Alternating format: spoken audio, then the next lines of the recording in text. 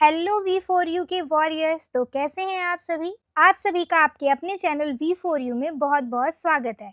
आज हम स्टार्ट करने वाले हैं लेक्चर नंबर 10 और जैसा कि आप जानते हैं कि हम PYQ को सिर्फ क्वेश्चन सॉल्व कर कर नहीं छोड़ते। हम यहाँ पर रूट वर्ड से एक एक चीज़ें समझते हैं। जैसे कि अगर जो आप मान लीजिए वोकैब हो गया तो वोकैब का रूट वर्ड देखते हैं, उसका इंग्लिश हिंदी मीनिंग देखते हैं, पार्ट्स ऑफ स्पीच देखते हैं, देन उसके बाद उसके सिनोनियम एंटोनियम देखते हैं, फिर सॉल्यूशन करते हैं। ठीक है, इस तरीके से हम वोकैब करते हैं। और वहीं जो ग्रामर होता है, जैसे कि फॉर एग्जांपल आप मान लीजिए कि सेंटेंस इम्प्रूवमेंट हो गया, सेकंड एरर डिटेक्शन हो गया, इन दोनों में हम वर्ड टू वर्ड हिंदी और word to word parts of speech देखते हैं, जिससे कि एक एक चीज़ की क्लैरिटी हो, क्योंकि एक एक वर्ड ऐसे सेंटेंसेस में बहुत इंपॉर्टेंट रोल प्ले करता है। तो इसलिए एक एक चीज़ को हम क्लैरिटी से देखते हैं, देन उसके बाद हम क्या करते हैं, इसका सॉल्यूशन स्टार्ट करते हैं। फिर हम पूरे की हिंदी बताते हैं, फिर उसके बाद से रूल अप्लाई करते हैं, देन सॉल्यूशन करते हैं। हाँ, प्रोसीजर थोड़ा लॉन्ग लग सकता है, लेकिन ये आपके बेसिक्स को इतना तगड़ा बना देगा कि अगली बार उस कॉन्सेप्ट से कोई सा भी क्वेश्चन आए, आप स्किप नहीं करेंगे, आप वो क्वेश्चन सॉल्व कर पाएंगे। इसीलिए आपको बेसिक्स के साथ यहाँ पर सारी चीज़ें मिलती हैं। और जैसा कि आप जानते हैं कि लेक्चर नंबर 8 से हमने पैसेजेस भी स्टार्ट कर दिया है। जैसा कि आप लोगों का बहुत ही हाई डिमांड आ रहा था कि मैम पैसेजेस भी स्टार्ट कीजिए, तो आपको पैसेजेस भी अब इन वीडियोस में देखने को मिलेंगे। और लेक्चर नंबर 8 से ही हमने ये पैसेजेस स्टार्ट कर दिए हैं। और आपको तो पता ही है कि जो पैराजैम्बल्स और पैसेजेस हैं, उनको हम कितने अच्छे से सॉल्व करते हैं। एकदम बेसिक से चीज़ें आपको यहाँ पर बताई जाती हैं, जिससे कि आप सॉल्यूशन सीख सकें। तो वीडियो को एंड तक ज़रूर देखें और वीडियो अच्छी लगे तो वीडियो को लाइक, चैनल को सब्सक्राइब ज़रूर करें। ठीक है, तो चलिए क्लास को स्टार्ट करते हैं। इस क्लास में हम डिस्कस करेंगे SSC CGL 15 सितंबर 2025 का shift number 1 and question number 1 में पूछा गया है सिनोनियम पूछा गया है नॉन चैलेंट का।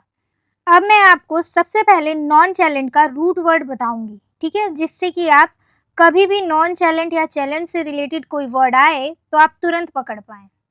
यहाँ पर देखिए रूट क्या है, चैलेंट का मतलब क्या होता है, टू कंसर्न या फिर टू केयर, और ये आया है फ्रेंच वर्ड से जो कि है चैलोर। ठीक है, अब आप याद रखने के लिए चैलेंट को ऐसे याद रख सकते हैं, चैलेंट का मतलब चाहत या फिर फीलिंग, जिसके लिए आप फील करते हैं, आपको फीलिंग्स होती हैं, चाहत होती है, उसकी आप क्या करते हैं, केयर करते हैं, उसके लिए कंसर्न करते हैं। ठीक है, चाहे वो कोई सा एग्ज़ाम हो, चाहे वो कोई इंसान हो, अगर आपको वो चीज़ चाहत है, जैसे किसी की चाहत है कि SSC का एग्ज़ाम क्रैक करना, तो उसके लिए उसको क्या होगा, केयर और कंसर्न होगा कि वो अच्छे से पढ़ाई करे। ठीक है, प्रीफिक्स यहाँ पर नॉन है, नॉन का मतलब नॉट। अब नॉट आ गया, इसका मतलब क्या होगा कि नॉट केयरिंग। तो नॉन चैलेंट मिलकर क्या बनाते हैं, not caring, not showing concern. अब देखिए इसका पार्ट्स ऑफ स्पीच क्या है, ये है एक एडजेक्टिव, क्योंकि ये जो नॉन चैलेंट क्या बता रहा है, किसी पर्सन का बिहेवियर बता रहा है। अब देखिए इसका इंग्लिश मीनिंग क्या होगा, काम, रिलैक्स्ड, नॉट शोइंग वरी और कंसर्न। अब जैसे कि कोई नॉन सीरियस स्टूडेंट होगा SSC के लिए, जिसको कि उसकी चाहत SSC नहीं है, मतलब कि SSC का एग्ज़ाम क्रैक करने वाला, अंदर से कोई जोश नहीं है, तो वो क्या होगा, काम होगा, रिलैक्स्ड होगा, उसको कोई वरी, कोई कंसर्न नहीं होगा, मतलब कि बेपरवाह, शांत, फिक्र मुक्त। ठीक है, अब इसका सिनोनियम देखिए, केयर फ्री का मतलब, केयर का मतलब होता है परवाह और फ्री का मतलब मुक्त। तो बेफिक्र, बेपरवाह, उसको हम बोलेंगे नॉन चैलेंट। कैजुअल, जैसे कि कुछ बच्चे होते हैं ना, एग्ज़ाम को कैजुअली लेते हैं, लेकिन जब एग्ज़ाम में जाते हैं और वहाँ पर एग्ज़ाम का लेवल देखते हैं, तब उनको पता चलता है कि बेसिक्स कितनी ज़रूरी है। क्या होते हैं, वो होते हैं नॉन चैलेंट। अनकंसर्न, जिसको इस चीज़ के बारे में कोई कंसर्न नहीं है, काम, एकदम रिलैक्स्ड है। ईजी गोइंग, आराम से वो लाइफ एंजॉय कर रहा है, उसको कोई मतलब नहीं है। ठीक है, बेपरवाह है एकदम। इसी के विपरीत एंटोनियम क्या होगा, anxious, tensed, worry, nervous, concern, ये सारा क्या हो जाएगा, इसका एंटोनियम हो जाएगा। कुछ बच्चे इतने ज़्यादा कंसर्न्ड होते हैं, उनको हम क्या बोलते हैं, चैलेंट बोलते हैं। ठीक है, चैलेंट का मतलब कंसर्न या फिर केयर। अब देखिए कि इस क्वेश्चन का करेक्ट आंसर क्या होगा। तो यहाँ पर देखिए एंजियस, ये क्या है, एंटोनियम है। अभी मैंने आपको दिखाया टेंस, ये भी क्या है, एंटोनियम है। चैलेंट क्या होता है, चैलेंट होता है जिसको परवाह हो, जो कि टेंस हो, मतलब कि उसको इतनी ज़्यादा परवाह है कि उसको टेंशन हो रही हो। ठीक है, वरीड है वो। ठीक है, तो ये सारे, ये तीनों के तीनों क्या है, इसके एंटोनियम है।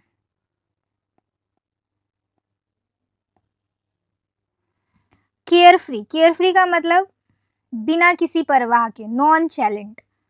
चैलेंट का मतलब होता है केयर और नॉन का मतलब होता है नॉट।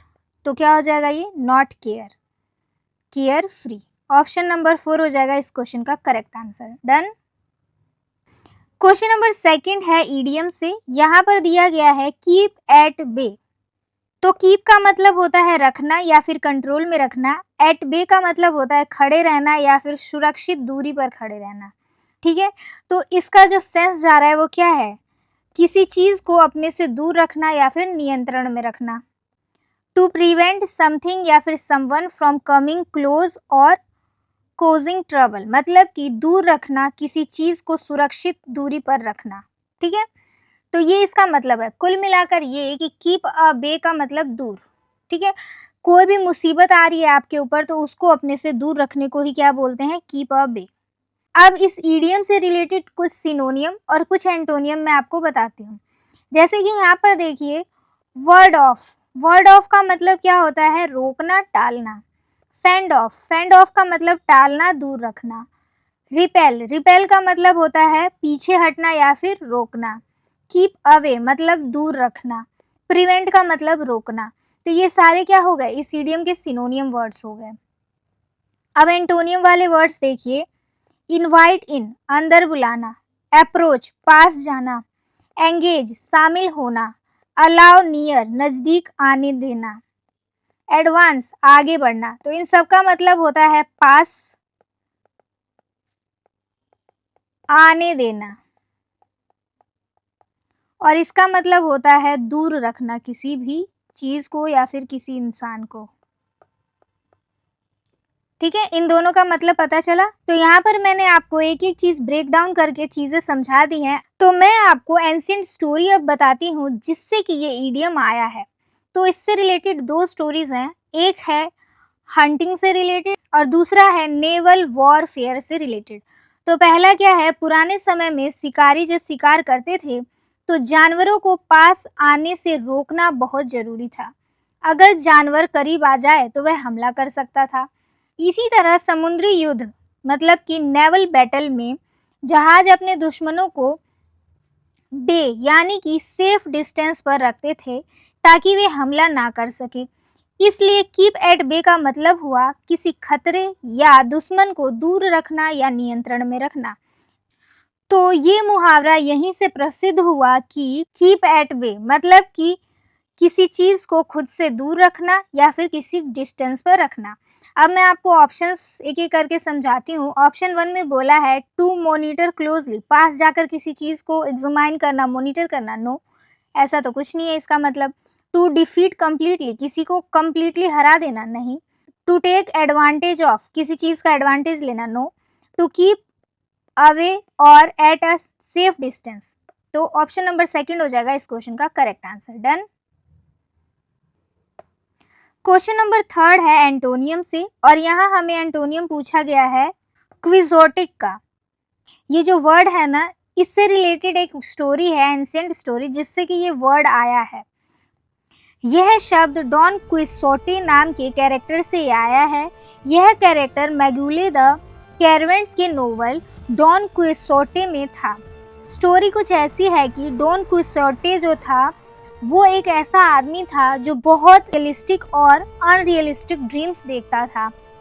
वह हवा के पंखों यानी विंड मिल्स को जाइंट यानी कि दानव समझकर उससे लड़ने चला जाता था।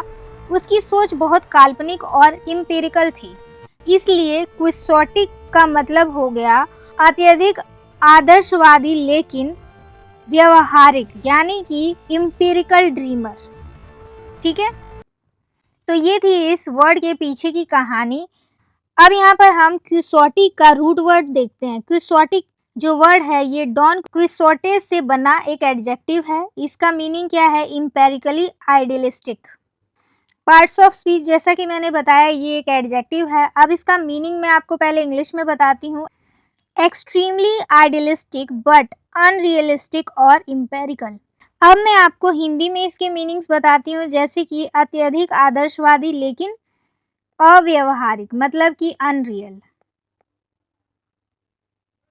अब यहाँ पर आप सिनोनियम्स देखिए। सिनोनियम क्या होगा? Unrealistic, romantic, visionary, dreamy, impractical. मतलब कि ऐसे ऐसे ड्रीम्स देखता था कि जो कि इम्प्रैक्टिकल थे। ठीक है, सपनों में वो हेलुसिनेशन बोला जा सकता है कि उसको ऐसे ऐसे सपने आते थे कि वो रियल हो ही नहीं सकते। इस स्टोरी से तो आपको यही पता चला। ठीक है, अब यहाँ पर आप देख सकते हैं ये जो रोमांटिक होता है वो भी अनरियल होता है। ठीक है, अब देखिए एंटोनियम। एंटोनियम क्या है? Pragmatic, practical, realistic, sensible, rational. ये सारे वर्ड्स ऐसे हैं कि जिससे कि आप फेमिलियर हैं। इसको लर्न करने के लिए कोई खास ट्रिक की ज़रूरत आपको पड़ेगी नहीं। प्रैक्टिकल, रियलिस्टिक, सेंसिबल, ये सारे क्या हैं? रियल चीज़ों को दर्शा रहे हैं। और ये सारी चीज़ें क्या हैं? ये अनरियल चीज़ों को दर्शा रहे हैं। ठीक है, अब यहाँ पर देखिए ऑप्शन नंबर 1 है रोमांटिक, और यहाँ पर पूछा गया है एंटोनियम।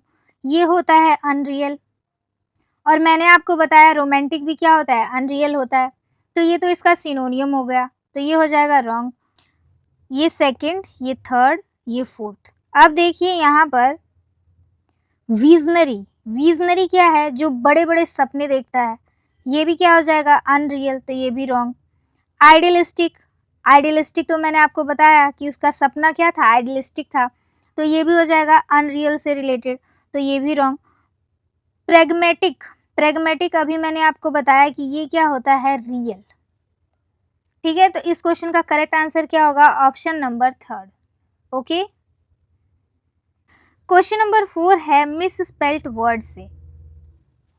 यहाँ पर ये चारों ऑप्शंस जो गिवन है, इसके मैं एक एक करके सारे मिस स्पेल्ट वर्ड क्यों है, क्या है, और भी क्या मिस स्पेल्ट वर्ड पूछा जा सकता है, वो सारी चीज़ें चलिए अब डिटेल में देखते हैं। फर्स्ट ऑप्शन है एपोथेग्म। एपोथेग्म जो है इसका स्पेलिंग करेक्ट है। ये एक नाउन है। इसका मतलब क्या होता है इंग्लिश में? अ शॉर्ट वाइज सेइंग या फिर प्रोवर्ब है ये, मतलब कि ज्ञानपूर्ण कथन। ठीक है, और ये आया है, इसका जो ओरिजिन है वो है ग्रीक वर्ड एपोथेग्मा से, जिसका मतलब होता है वाइज सेइंग। ठीक है, अब देखिए एसएससी में एक्सपेक्टेड स्पेलिंग एरर क्या दिया जा सकता है। यहाँ पर देखिए एपोथेग, यहाँ पर जी आना चाहिए, इन्होंने नहीं दिया तो ये स्पेलिंग रॉन्ग हो जाएगा। अब देखिए यहाँ पर और क्या एरर ये दे सकते हैं, यहाँ पर ई की जगह ए दे दिया इन्होंने, यहाँ पर क्या आना चाहिए? ई आना चाहिए। यहाँ पर इन्होंने एच को गायब कर दिया है, इसलिए ये एरर है। अब यहाँ पर देखिए जी की जगह यहाँ यू लगा दिया है, इसलिए ये गलत है। तो ये पॉसिबिलिटी है कि ये आपके एग्जाम में अगर जो आए तो इनमें से कोई सा स्पेलिंग एरर आ जाए। अब देखिए नेक्स्ट वर्ड है ईसोटेरिका। तो ईसोटेरिक का स्पेलिंग एकदम करेक्ट है, और इसका पार्ट्स ऑफ स्पीच क्या है? ये एक नाउन है, और इसका जो इंग्लिश में मतलब क्या होता है? Knowledge understood only by a small group of people, मतलब कि गूढ़ या विशेष ज्ञान। और ये ग्रीक वर्ड ईसोटेरिकोस से आया है, जिसका मतलब होता है इनर या फिर सीक्रेट नॉलेज। इसी को हम क्या बोलते हैं? ईसोटेरिका। अब यहाँ पर देखिए ईसोटेरिका के एक्सपेक्टेड एरर क्या क्या दिए जा सकते हैं एसएससी के आने वाले एग्जाम्स में। तो यहाँ पर ईसोटेरिका में टी के बाद यहाँ पर इन्होंने ई नहीं लगाया। अब इसमें देखिए ईसोटेरिका में सी की जगह के लगा दिया है, इसलिए ये गलत है। अब यहाँ पर देखिए ईसोटेरिका में इन्होंने सी तो लगाया है, साथ साथ में के एक्स्ट्रा लगा दिया है, इसलिए ये रॉन्ग है। ईसोटेरिका में डबल आर लगा दिया है, इसलिए रॉन्ग है। तो ये पॉसिबिलिटी है आपके एग्जाम में आने की। थर्ड ऑप्शन है ओनोमेटोपिया। ओनोमेटोपिया यहाँ पर रॉन्ग स्पेलिंग दिया गया है, इसका करेक्ट स्पेलिंग क्या होगा, ओनोमेटोपोया। ठीक है, प्रोनाउंसिएशन इसका अजीब है बट आपको स्पेलिंग पर ध्यान देना है। ठीक है, यहाँ पर देखिए पार्ट्स ऑफ स्पीच ये है नाउन और इसका मीनिंग क्या है, वो word that emit natural sound, मतलब कि इसका हिंदी में मीनिंग होगा ध्वन्यात्मक शब्द, जैसे कि बज, हीज, बैंग, ये सारे जो साउंड होते हैं, इन सारे साउंड को क्या बोला जाता है, ओनोमेटोपोए। ठीक है, अब ये जो रूट वर्ड है ग्रीक वर्ड से ये आया है ओनोमेटोपोया। तो ओनोमा का मतलब होता है नेम, पॉइंट का मतलब होता है टू मेक, तो यहाँ पर इसका पूरा मिलाकर मीनिंग होगा नेम मेकिंग साउंड। अब हम देखते हैं एसएससी में एक्सपेक्टेड एरर क्या क्या दिया जा सकता है। ओनोमेटोपोए था, यहाँ पर ये गलत है। क्यों गलत है, क्योंकि पी के बाद यहाँ पर OEIA चाहिए। ठीक है, यहाँ पर ओनोमा ओनोमा ओनोमा यहाँ तक ठीक है, टो ये भी ठीक है। यहाँ पर भी पोए में क्या इन्होंने किया है, यहाँ पर इन्होंने आई को स्किप कर दिया, यहाँ एक आई आना चाहिए। अब इसमें देखिए यहाँ पर इन्होंने ओ को स्किप कर दिया इसलिए गलत है, यहाँ पर वाई लगा दिया इसलिए गलत है, तो ये कुछ स्पेलिंग एरर आ सकते हैं। ठीक है, ऑप्शन 4 है सेसेक्विपेडिलियन। सेसेक्विपेडिलियन जो है ये वर्ड एकदम करेक्ट है स्पेलिंग इसका, ये एक एडजेक्टिव और नाउन दोनों की तरह काम करता है। इसका मतलब क्या होता है, इंग्लिश में होता है यूजिंग वेरी लॉन्ग वर्ड, लंबे लंबे वर्ड को यूज करना, उसको हम बोलते हैं सेसेक्विपेडिलियन। ठीक है, अब हिंदी में क्या है, बहुत लंबे शब्द का प्रयोग करने वाला। रूट क्या है ये सिसेक्वी, इसका मतलब होता है 1.5, पेड का मतलब फुट, अब इसका मतलब क्या हुआ, a foot and a half long word. Okay, अब देखिए एक्सपेक्टेड एरर जो कि एसएससी पूछ सकता है, उसमें क्या है, यहाँ पर अगर आप देखें तो सिसेक्वी सिसेक्वी सिसेक्वी एंड सिसेक्वी, यहाँ पर इन्होंने ई दे दिया इसलिए ये गलत है। अब इसमें देखिए पिडेलियन, पेडेलियन होना चाहिए, यहाँ पर पी के बाद ई आना चाहिए और यहाँ इन्होंने आई दे दिया इसलिए गलत है। यहाँ ए आना चाहिए, ई दे दिया इसलिए ये गलत है। अब इसमें देखिए यहाँ डबल एल दे दिया इसलिए ये गलत है। ओके डन, तो इस क्वेश्चन का करेक्ट आंसर क्या होगा, ऑप्शन नंबर 3, इसी में मिस स्पेल्ड है। डन, क्वेश्चन नंबर 5 है the correct spelling of adjective relating to the muscular tissue of the heart. तो वो जो मस्कुलर टिश्यू हार्ट का होता है उससे रिलेटेड स्पेलिंग कौन सा करेक्ट है इसमें। ठीक है, तो सबसे पहले मैं आपको ये मायोकार्डियल क्या होता है वो बताती हूँ। ठीक है, अब यहाँ पर देखिए ये जो हार्ट मसल से रिलेटेड था वर्ड वो है मायोकार्डियल। अब ये जो मायोकार्डियल वर्ड है ये 3 पार्ट से मिलकर बना है। मायो का मतलब होता है मसल, कार्डी का मतलब होता है हार्ट और ईएल का मतलब होता है रिलेटिंग टू, इसलिए मायोकार्डियल को हम क्या बोलेंगे, relating to the heart muscle. Heart के मसल से रिलेटेड जो टिश्यू है उसको हम बोलेंगे मायोकार्डियल। इसका पार्ट्स ऑफ स्पीच क्या है, एडजेक्टिव, जो कि क्वेश्चन में खुद ही इन्होंने बोला कि वो एडजेक्टिव वर्ड कौन सा है जो कि हार्ट मसल के टिश्यू के लिए यूज होता है, वो वर्ड बताना था। अब इंग्लिश में देखिए relating to the muscular tissue of the heart, हृदय की मांसपेशियों से संबंधित है ये मायोकार्डियल, तो क्या याद रखना है आपको, मायोकार्डियल। ठीक है, तो पहला वर्ड मैंने आपको बोला वो याद रखना है मायो, इसमें भी है इसमें भी है इसमें भी है इसमें भी है। नेक्स्ट आपको याद रखना था कार्डी यल। ठीक है, तो कार्ड कार्ड कार्ड, यहाँ पर कॉर्ड है तो इसको काट दो। अब देखो कि इसके बाद IAL होना चाहिए, यहाँ पर एक है नो, यहाँ पर ओल है ये भी गलत, तो इस हिसाब से ऑप्शन नंबर 3 क्या हो जाएगा इस क्वेश्चन का करेक्ट आंसर।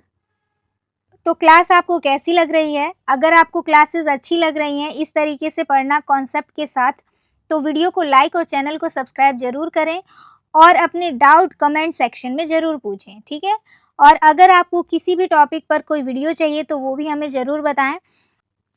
क्वेश्चन नंबर 6 है वन वर्ड सब्सटीट्यूशन से, इसमें बोला गया है an act of intentionally setting fire to property, मतलब कि इंटेंशनली कोई चीज को हार्म पहुंचाना, फायर में, आग में झोंक देना, तो उसको क्या बोला जाता है। तो ये जितने भी वर्ड्स है ना, इन सब के मतलब पहले मैं आपको बताती हूँ। ऑप्शन 1 में था बल्गैरी। बल्गैरी का मतलब क्या होता है? इसका मतलब होता है चोरी करने के लिए घर में घुसना, या फिर entering a building illegally to steal, इसको हम बल्गैरी बोलते हैं। सेकंड ऑप्शन में था वेंडलिज्म। वेंडलिज्म का मतलब होता है डेलिब्रेटली डैमेज प्रॉपर्टी, या फिर संपत्ति को नुकसान पहुंचाना। ठीक है, जानबूझकर किसी की संपत्ति को डैमेज करना, उसको हम बोलते हैं वेंडलिज्म। ऑप्शन नंबर 3 में था एरिसन। एरिसन का मतलब होता है deliberately setting fire to the property. अब एरिसन का मतलब क्या हो गया? जानबूझकर आग लगाना। ठीक है, एरिसन, एरेसन, ऐसा सन जिसने आग लगा दिया प्रॉपर्टी पे, वो भी जानबूझकर। ठीक है, ये सिर्फ याद रखने के लिए बोल रही हूँ, ऑफेंसिव नहीं होना है। ठीक है, नेक्स्ट है सैबोटेज। सैबोटेज का मतलब क्या है? Deliberately destroying something to stop its functioning, किसी काम को जानबूझकर नुकसान पहुंचाकर रोकना। ठीक है, for example the worker sabotage the machine, तो वर्कर्स ने जानबूझकर मशीन को क्या किया? नुकसान पहुंचाया और उसे रोक दिया। ठीक है, तो ये चारों ऑप्शंस के बारे में मैंने आपको डिटेल में बताया। अब चलिए कुछ विजुअल्स आपको दिखाती हूँ। तो यहाँ पर आप एनिमेशन के थ्रू अच्छे से समझ सकते हैं। यहाँ पर देखिए, पहला था बल्गैरी। बल्गैरी का मतलब होता है चोरी करने के लिए किसी के घर में घुसना। ठीक है, वेंडलिज्म। वेंडलिज्म का मतलब क्या था? कि जानबूझकर किसी की संपत्ति को नुकसान पहुंचाना। एरिसन, एरिसन का मैंने आपको बताया कि एरेसन, तूने जानबूझकर आग क्यों लगाई, ऐसे आप याद रख सकते हैं। सैबोटेज, सैबोटेज का मतलब जानबूझकर किसी चीज को या फिर किसी काम को या फिर किसी सिस्टम को नुकसान पहुंचाना। ओके, यहाँ पर बोला गया था इंटेंशनली आग लगाना प्रॉपर्टी में, तो उसको क्या बोलेंगे? एरेसन। ठीक है, मैंने आपको ट्रिक भी बताया कैसे याद रखना है। डन। क्वेश्चन नंबर 7 भी वन वर्ड सब्स्टिट्यूशन से है। यहाँ बोला गया है फियर ऑफ पब्लिक स्पीकिंग, मतलब कि पब्लिक में बोलने के डर को क्या बोला जाता है। और मैंने 1-2 दिन पहले ही आपको फोबिया के सारे लिस्ट जितने भी होते हैं, वो सारा का सारा मैंने आपको एक शॉर्ट वीडियो के फॉर्म में प्रोवाइड किया है। ठीक है, तो अगर जो आपको वो वीडियो देखना है, क्योंकि यहाँ पर वन वर्ड सब्स्टिट्यूशन में काफ़ी टाइम देख सकते हैं आप, कितने सारे फोबियाज के बारे में पूछे जाते हैं, तो आपको वो लिस्ट एक बार ज़रूर देख लेना है, क्योंकि वो इम्पोर्टेंट जो पहले आ चुके हैं वही फोबिया का लिस्ट है। उस वीडियो का लिंक मैं डिस्क्रिप्शन में दे दूंगी, वहां से जाकर आप उसे देख सकते हैं। ठीक है, अब इन चारों ऑप्शन में जो फोबिया के बारे में दिया गया है, उन सब के बारे में पहले तो मैं आपको बताती हूँ। पहला है ग्लोसोफोबिया। अब आपको मैं बताऊं, ग्लोसोफोबिया का मतलब ग्लोसो प्लस फोबिया, ये दोनों चीज़ों को मिलकर ये ग्लोसोफोबिया बना है। अब ग्लोसो का मतलब होता है टंग या फिर स्पीच, मतलब कि जीभ या फिर बोलना, और फोबिया का मतलब होता है डर। तो जो बोलने का डर होता है उसको हम बोलते हैं ग्लोसोफोबिया, फियर ऑफ स्पीकिंग। ठीक है, सार्वजनिक रूप से बोलने का डर। अब यहाँ पर देखिए, विजुअल से आप अच्छे से समझ पाएंगे। पहला है ग्लोसोफोबिया, मतलब क्या होता है? लोगों के सामने बोलने का डर। दूसरा है सोशियोफोबिया। सोशियो का मतलब क्या होता है? सोशल होता है समाज या फिर लोग, तो ये हो जाएगा समाज या फिर लोगों के साथ इंटरेक्शन का डर, उसको बोला जाता है सोशियोफोबिया। तीसरा है एंथोफोबिया। एंथो क्या होता है? पुष्प, तो फूलों के डर को क्या बोला जाता है? एंथोफोबिया। चौथा है एर्गोफोबिया। एर्गो का मतलब होता है काम और फोबिया का मतलब होता है डर, तो एर्गोफोबिया क्या हो जाएगा? काम करने के डर को एर्गोफोबिया बोला जाता है। ओके, तो यहाँ पर आप देख रहे हैं कि आपके लिए कितनी मेहनत की गई है, विजुअल्स लगाए गए हैं, प्लस एनिमेशन के साथ आपको अच्छे से क्लैरिटी मिले, इसलिए इतनी सारी मेहनत हुई है। ठीक है, तो चलिए अब ऑप्शंस देखते हैं। तो यहाँ पर देखिए, फर्स्ट ऑप्शन में ही है ग्लोसोफोबिया। ग्लोसो का मतलब मैंने आपको बताया कि टंग या फिर स्पीक होता है, जिसका मतलब कि बोलने का डर, पब्लिक में बोलने के डर को ग्लोसोफोबिया कहते हैं। ठीक है, क्वेश्चन नंबर 8 है फिलिप्स से और यहाँ पर फिलिप्स दिया गया है not until the data was independently verified dash accepted by the general. अब मैं आपको इस क्वेश्चन को एकदम ब्रेक डाउन करके कराऊंगी। डिकोडिंग के साथ करने का फायदा ये होगा कि आप कभी भी इस टाइप के क्वेश्चन को भूल नहीं पाएंगे। नॉट का मतलब यहाँ पर है एडवर्ब से, अंटिल है कंजंक्शन और ये दोनों मिलकर इनका मतलब क्या बनता है, जब तक नहीं। ठीक है। द डेटा, द क्या होता है आर्टिकल और डेटा क्या है यहाँ पर नाउन। और डेटा का मतलब होता है जानकारी। वॉज है वर्ब, इंडिपेंडेंटली, इंडिपेंडेंटली क्या है एडवर्ब है। वेरीफाइड, वेरीफाइड यहाँ पर वर्ब है। अब ये एडवर्ब इसलिए है क्योंकि यहाँ पर इसके दो पहचान है। पहली तो ये वर्ब के बारे में एक्स्ट्रा इन्फॉर्मेशन दे रहा है तो इसीलिए ये हो गया एडवर्ब। और दूसरी चीज़ ये है कि ये ly इसके लास्ट में लगा है। ठीक है। और इंडिपेंडेंट का मतलब क्या होता है, इंडिपेंडेंट है स्वतंत्र और ये होता है एक एडजेक्टिव और एडजेक्टिव में ly लगकर ये बन जाता है एडवर्ब। ओके, यहाँ से आपको पता चला कि ये एडवर्ब है तो क्यों है। ओके, अब देखिए यहाँ पर डैश है, उसके बाद एक्सेप्टेड, एक्सेप्टेड क्या है वर्ब है, बाय क्या है प्रीपोजिशन है, द है आर्टिकल और जनरल है नाउन। अब यहाँ पर एक्सेप्टेड का मतलब होता है स्वीकार करना, जनरल है पत्रिका, इंडिपेंडेंटली का मतलब है स्वतंत्र रूप से। ठीक है। तो इस सेंटेंस का मतलब ये है कि जब तक डेटा जो है वो स्वतंत्र रूप से वेरीफाइड नहीं हुआ तब तक जो जनरल है उसने इसको स्वीकार नहीं किया। ठीक है, इस पूरे सेंटेंस का मतलब ये है। और यहाँ पर ये जो जनरल है इसका मतलब पत्रिका नहीं है क्योंकि ये एक इंसान की बात हो रही है, पोस्ट की बात है जनरल। ठीक है, पोस्ट या पद की बात है। ये यहाँ पर मेन गेम चेंजर वर्ड है। ठीक है, इस पूरे सेंटेंस में कहाँ पर क्या आएगा वो यही नॉट अंटिल डिसाइड करेगा। ठीक है। अब मैं आपको कुछ बेसिक नेगेटिव एक्सप्रेशन इन्वर्जन के रूल बताती हूँ। जब सेंटेंस नेगेटिव एक्सप्रेशन से शुरू होता है जैसे कि never, rarely, hardly, seldom, not only, not until, तो मेन क्लोज में इन्वर्जन होता है। ध्यान से सुनिए, मेन क्लोज में इन्वर्जन होता है। तो स्ट्रक्चर होता है negative expression, close, axillary verb, subject और फिर उसके बाद वर्ब। ठीक है, तो यहाँ पर देखिए ये बहुत ही इंपॉर्टेंट लाइन है। इसमें क्या बोला गया है, इन्वर्जन हमेशा मेन क्लोज में होता है, हर बार नेगेटिव वर्ड के तुरंत बाद नहीं होता। ये चीज आपको ध्यान में रखनी है। अब यहाँ पर देखिए जो ये सेंटेंस दिया था not until the data was independently verified, इसके अंदर ये जो क्लोज है the data was independently verified, subject plus verb मिलकर क्लोज बना रहे हैं। ये क्लोज क्या है, एक डिपेंडेंट क्लोज है। ठीक है, ये क्लोज दूसरे क्लोज पर डिपेंड है। अब डिपेंड कैसे है वो मैं आपको बताती हूँ।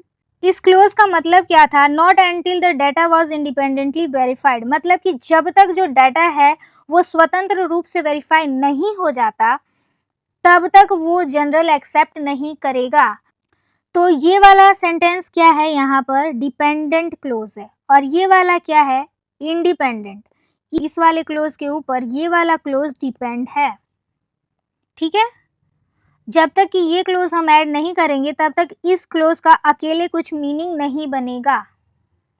और अगर आपको डिटेल में डिपेंडेंट इंडिपेंडेंट क्लोज जानना है तो मैंने कंजंक्शन का जो माइंड मैप था उसके अंदर अच्छे से एक्सप्लेन करके आपको बताया है कि फ्रेज क्या होता है, क्लोज क्या होता है, इंडिपेंडेंट क्लोज क्या होता है, इंडिपेंडेंट फ्रेज क्या होता है, डिपेंडेंट क्या होता है, ये सारी चीज़ें मैंने वहाँ पर बता रखी है। आपको इस क्लास के डिस्क्रिप्शन में उस वीडियो का लिंक मिल जाएगा, अगर आपको देखना है तो वहाँ से जाकर आप देख सकते हैं। ठीक है, फिलहाल के लिए आप बस इतना याद रखिए कि ये है डिपेंडेंट क्लोज जो कि इस वाले क्लोज पर डिपेंडेंट है।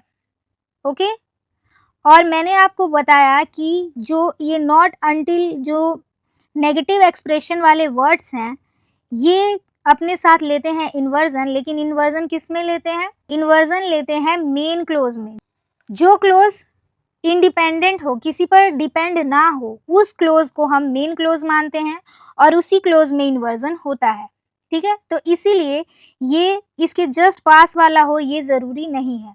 तो यहाँ पर इसीलिए ये जो क्लोज है ये डिपेंडेंट क्लोज है, तो इसीलिए इसमें इन्वर्जन नहीं हुआ है, लेकिन ये इंडिपेंडेंट क्लोज है तो इसके अंदर होगा इन्वर्जन। ठीक है, तो सबसे पहले आप ऑप्शंस देखिए, जिसमें इन्वर्जन है वो रखो और बाकी काट दो। तो फर्स्ट वाला तो ऐसे ही कट गया, अब बच गए 3। अब इन तीनों में कौन सा रूल के अकॉर्डिंग यहाँ पर आएगा वो मैं आपको बताती हूँ। तो सबसे पहले आप ये देखिए कि जो मेन क्लोज मैंने आपको बता दिया कौन सा था, dash accepted by the general, ये है मेन क्लोज और इसमें होगा इन्वर्जन। और यहाँ पर भी आप अगर देखें तो यहाँ पर क्या है, एक्सेप्टेड बाय है, ये V3 है, फिर उसके बाद बाय आया है। ठीक है, तो यहाँ पर क्या है, पास्ट पार्टिसिपल दिया गया है और जब भी V3 यानी कि पास्ट पार्टिसिपल और उसके बाद बाय प्लस डूअर आता है तो सेंटेंस पैसिव वॉइस में होता है। अब यहाँ से आपको पता चला कि किसी के द्वारा कोई काम कराया जाता है तो वो क्या हो जाता है, पैसिव वॉइस में होता है। तो यहाँ पर आपने देखा dash accepted by the general, ये एक्सेप्टेड है V3 और ये है बाय और इसके बाद ये डूअर आया है। ठीक है, तो यहाँ से आपको मैंने बताया कि ये हो गया पैसिव वॉइस में सेंटेंस। ओके, तो यहाँ पर देखिए, अब इन ऑप्शंस को यहाँ पर पुट करके मैं आपको बताती हूँ। जैसे कि अगर मान लीजिए हम यहाँ पर डिड इट रखते हैं, ठीक है, डिड इट, लेकिन आपको मैं बता दूँ कि जो डिड होता है, डिड के बाद जो वर्ब आता है डिड इट, उसके बाद आना चाहिए V1 फॉर्म, लेकिन यहाँ पर V3 है, इसलिए ये क्या हो जाएगा, रॉन्ग। अब यहाँ पर हैड इट क्यों नहीं आया, क्योंकि हैड के साथ आता है V3। ठीक है, ये तो करेक्ट है, लेकिन यहाँ पर ये क्या होता है, एक्टिव वॉइस में होता है। ओके, अगर पैसिव में होगा तो इसके साथ क्या आ जाएगा, अगर इसको मैं पैसिव में करूं कन्वर्ट तो पैसिव में होता है हैड बीन प्लस V3, पर यहाँ पर एक्सेप्ट के आसपास कहीं भी बीन नहीं है और ये है एक्टिव वॉइस में, तो इसीलिए हैड इट भी क्या हो जाएगा, रॉन्ग। अगर ये एक्टिव में होता तब हम हैड इट लगाते, लेकिन ये क्या है, ये सेंटेंस है पैसिव में, तो ये हो जाएगा रॉन्ग। अब बचता है was it. Was it passive में क्या रूल होता है, was plus it plus verb का थर्ड फॉर्म, ये है करेक्ट। इसलिए इस क्वेश्चन का करेक्ट आंसर क्या हो जाएगा, ऑप्शन नंबर सेकंड। तो यहाँ पर आपने देखा कि पहले हमने ब्रेक डाउन किया एक एक वर्ड को, तो वहां से आपको एक एक वर्ड का मतलब पता चला और कहाँ पे कौन सा वर्ड क्या रोल प्ले कर रहा है, ये सारी चीज़ें आपको इस वीडियो में देखने को मिली। और यहाँ पर आप देख सकते हैं कि ऑप्शन को हमने किस तरीके से एलिमिनेट किया। आपको कॉन्सेप्ट पता होता है, लेकिन कॉन्सेप्ट को किस तरीके से यूज़ करना है ये कोई नहीं आपको सिखाता। ठीक है, और यहाँ पर V4U में आपको यही चीज़ें यहाँ सिखाई जाती है।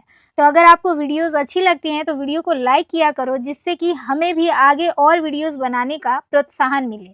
ठीक है, आपको ये वीडियो कैसी लगी कमेंट सेक्शन में ज़रूर बताइए। ठीक है, तो यहाँ पर आपको पता चला कि इट वॉज इसलिए नहीं होगा क्योंकि यहाँ इन्वर्जन नहीं है, डिड इट इसलिए नहीं होगा क्योंकि डिड इट के बाद V1 फॉर्म आता है, लेकिन ये है V3 फॉर्म, और हैड इट इसलिए नहीं होगा क्योंकि हैड इट जो है ये है एक्टिव वॉइस, और लेकिन हमारे इस सेंटेंस में हमें पैसिव वॉइस में चाहिए था। ठीक है, डन।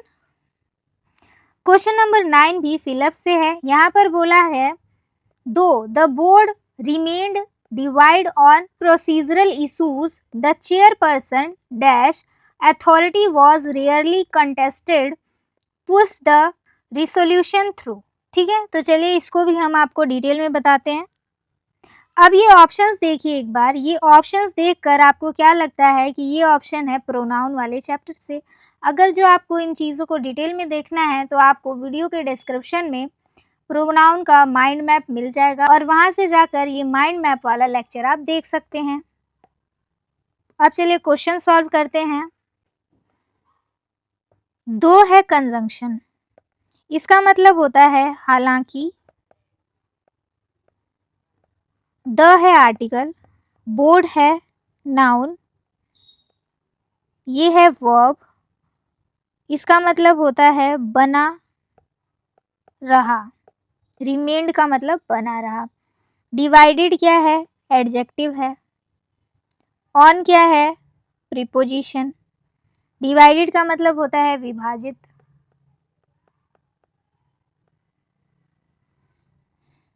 प्रोसीजरल क्या है? एडजेक्टिव है। और इशू है यहाँ पर नाउन।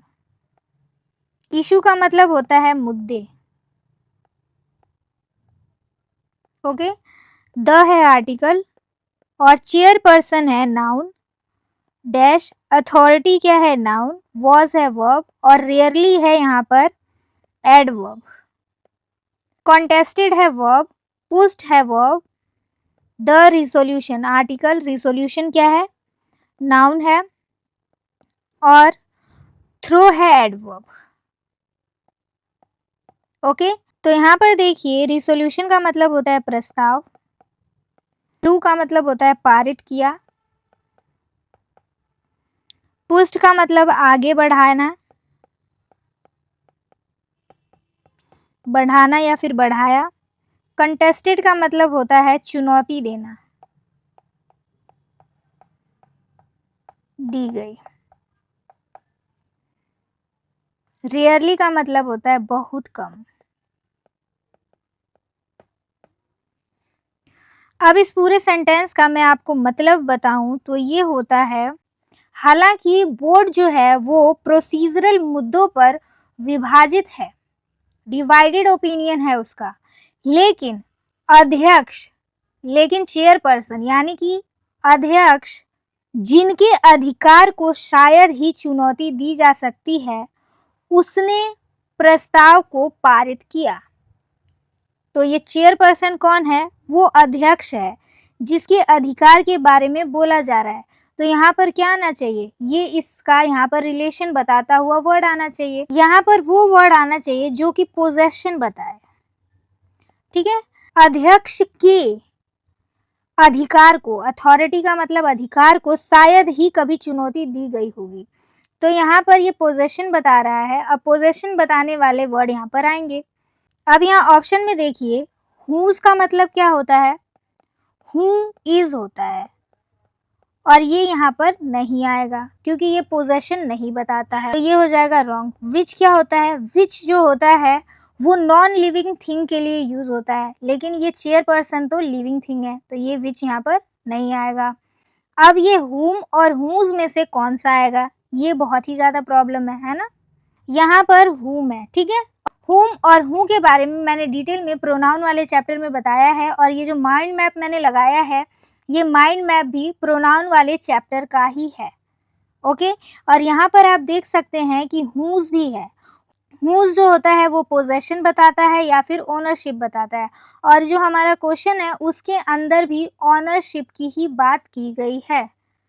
ठीक है। यहाँ पर देखिए, द आर्टिस्ट हुज पेंटिंग, वो आर्टिस्ट जिसकी पेंटिंग है। तो इस आर्टिस्ट के पेंटिंग का रिलेशन बताने के लिए, ओनरशिप बताने के लिए यहाँ पर क्या है? हुज का यूज हुआ है।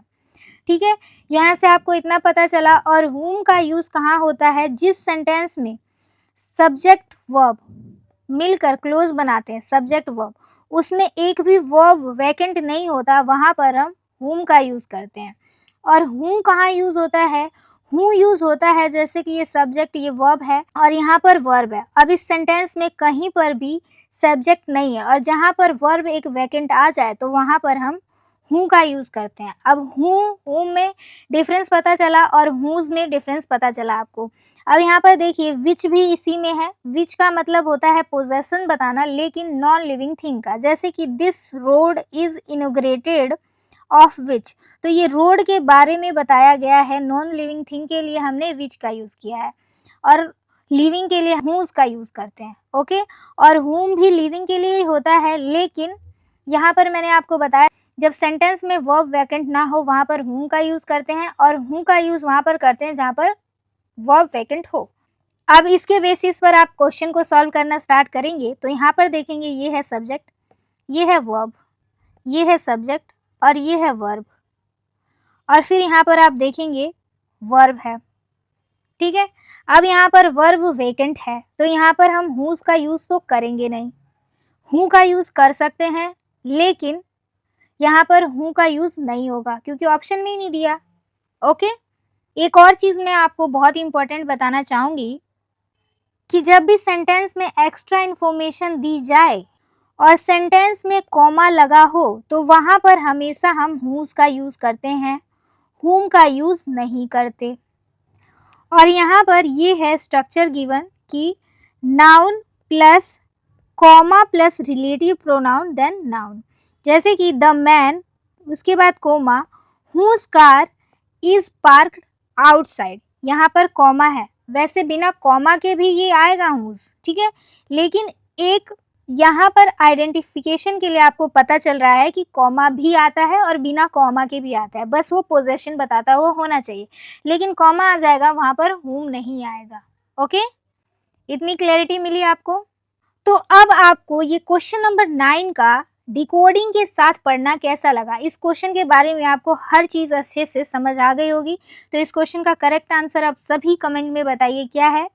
यहाँ पर ये मैंने गलत मार्क कर दिया था, कट इसको करना था क्योंकि वूम जो है वो यहाँ पर नहीं आएगा। ओके, क्योंकि वूम जो है वो कोमा के जस्ट बाद नहीं आता है और यहाँ पर कोमा है तो कोमा के बाद क्या आता है हुज, और हुज क्या बताता है पोजेशन। ओके, तो इस क्वेश्चन का करेक्ट आंसर है option number 1। Done. Question number 10 है एरर डिटेक्शन से और यहाँ पर सेंटेंस गिवन है the spokesperson refused to comment until the investigation would be completed to avoid jeopardizing ongoing proceeding। तो एरर डिटेक्शन में सबसे पहले आपको मोटे मोटे वर्ड्स को ध्यान देने हैं। मोटे मोटे वर्ड इन द सेंस क्या है कि जैसे कि not only, but also, until, ऐसे ऐसे वर्ड आपको दिख जाएं तो पहले उस वर्ड को देखिए और फिर उसके बाद उसका रूल याद कीजिए, रिकैप कीजिए। तो मैंने आपको ये जो अनटिल है इसको मैंने आपको कंजंक्शन में पढ़ाया है, ठीक है। तो यहाँ पर देखिए जो कंजंक्शन वाला माइंड मैप था उसके अंदर मैंने आपको अनटिल पढ़ाया था। अनटिल का मतलब नेगेटिव सेंस में होता है और ये देता है टाइम का सेंस। अब देखिए इसके अंदर आपको क्या याद रखना ज़रूरी है, जो अनटिल है ये क्या है, एक कंजंक्शन है और कंजंक्शन जो होता है वो हमेशा दो सेंटेंसेस को जोड़ने का काम करता है। मतलब कि एक सब्जेक्ट प्लस वर्ब, एक क्लोज हो गया, फिर यहाँ पर अनटिल आया और फिर सब्जेक्ट प्लस वर्ब, ये एक क्लोज हो गया, ठीक है।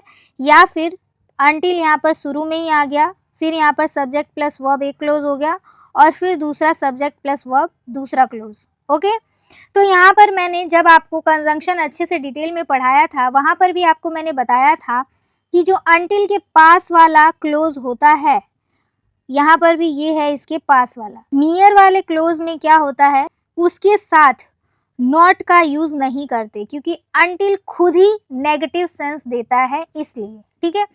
एक चीज ये बताई थी और दूसरी चीज ये बताई थी कि जो फार वाला क्लोज होता है इसके अंदर क्या होता है, अनटिल से ये दूर है ना, ये भी अनटिल से दूर है, ठीक है। तो अनटिल से फार वाले क्लोज में नॉट का यूज होता है, ठीक है। 2 पॉइंट क्लियर। अब तीसरा पॉइंट मैंने वहां पर ये बताया था कि जो क्लोज होता है नियर द अनटिल, अनटिल के जो पास वाला क्लोज होता है ये होता है सिंपल प्रेजेंट में, तो यहाँ पर जो भी आएगा वो क्या होगा, सिंपल प्रेजेंट में, ठीक है।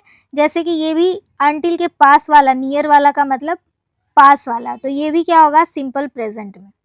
ओके, इतनी क्लैरिटी मिली आपको। जैसे कि she will wait until he comes, he comes क्या है, अनटिल के पास वाला क्लोज मतलब कि नियर वाला क्लोज, और ये किस में है, सिंपल प्रेजेंट में है। यहाँ पर आप देख सकते हैं यही सारी चीज़ें डिटेल में मैंने आपको कंजंक्शन वाले माइंड मैप में पढ़ाया है और इस वीडियो के डिस्क्रिप्शन में भी मैंने सारे माइंड मैप के लिंक्स लगा रखे हैं। अगर आपने अभी तक नहीं देखा है तो वहाँ से जाकर आप कंजंक्शन वाला माइंड मैप देख सकते हैं। ठीक है, चलिए अब क्वेश्चन पर वापस चलते हैं। तो यहाँ पर देखिए क्वेश्चन में दिया है अंटिल, उसके बाद क्या है, the investigation would be completed. और मैंने आपको बताया कि जो अंटिल है इसके पास वाला क्लोज, ये सब्जेक्ट प्लस वर्ब, ये है इसके पास वाला क्लोज। ठीक है, तो इसके पास वाले क्लोज में, इसके जस्ट पास ये वाला क्या हो जाएगा, ये सब्जेक्ट प्लस वर्ब, ये है फार क्लोज। ठीक है, फार क्लोज है और ये है इसी के पास, इसी के नियर वाले क्लोज में, तो ये नियर क्लोज हो गया।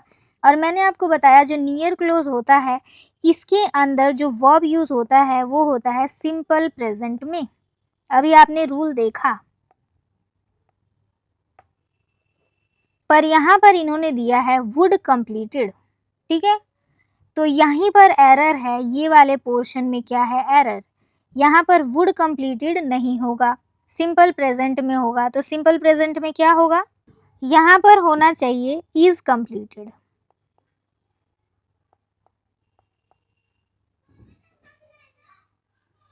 या फिर was completed।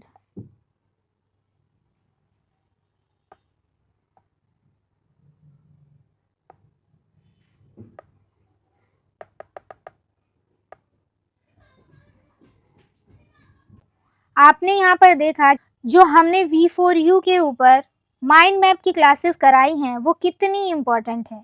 ठीक है, बस वहाँ पर टू द पॉइंट आपको रूल्स दिए गए हैं।